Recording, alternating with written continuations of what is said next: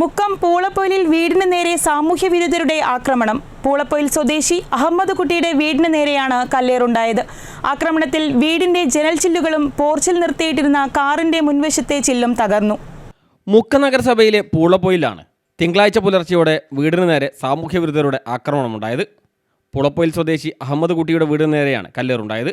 ആക്രമണത്തിൽ വീടിന്റെ ജനൽ ചില്ലുകളും പോർച്ചിൽ നിർത്തിയിട്ടിരുന്ന കാറിന്റെ മുൻവശത്തെ ചില്ലും തകർന്നു. വീടിന് നേരെ വ്യാപകമായി കല്ലെറിയുകയായിരുന്നു.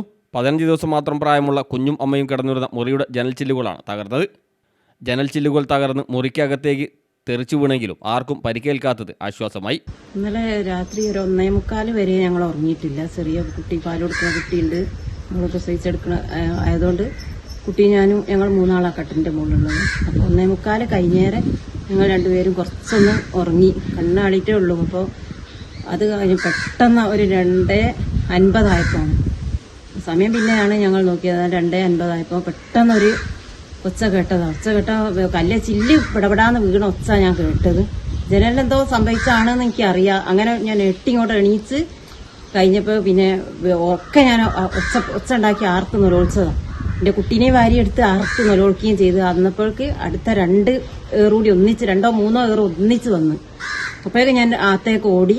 ഇവിടെ വേറെയുള്ള കുട്ടികളെ ഹസ്ബൻഡിനെയൊക്കെ വിളിച്ച് ഒരു ഓടി വന്ന് വാതിൽ തുറക്കാനൊരുങ്ങിയപ്പോൾ ഞാൻ തുറക്കണ്ട, അല്ലാതെ നോക്കിയാൽ മതി എന്ന് പറഞ്ഞ് അത് കഴിഞ്ഞ് 5 മിനിറ്റ് കഴിഞ്ഞ് വാതിൽ തുറന്ന് നോക്കിയപ്പോഴേക്ക് ഇപ്പുറത്തുള്ള ആൾക്കാരും ഓടിയെത്തി. അപ്പോൾ ആരെയും കണ്ടിയില്ല. സംഭവത്തെ തുടർന്ന് അഹമ്മദ് കുട്ടി മുക്കം പോലീസിൽ പരാതി നൽകിയിട്ടുണ്ട്. പോലീസ് സ്ഥലത്തെത്തി പ്രാഥമിക അന്വേഷണവും ആരംഭിച്ചു. വീട്ടിലെ CCTV ദൃശ്യങ്ങൾ പോലീസ് പരിശോധിച്ചെങ്കിലും ദൃശ്യങ്ങളിൽ വ്യക്തതയില്ലാത്തതിനാൽ ആക്രമികളെ പ്രദേശത്തെ മറ്റ് CCTV ക്യാമറകൾ കേന്ദ്രീകരിച്ചും പോലീസ് അന്വേഷണം ഊർജിതമാക്കിയിട്ടുണ്ട്. News bureau, Mukkam.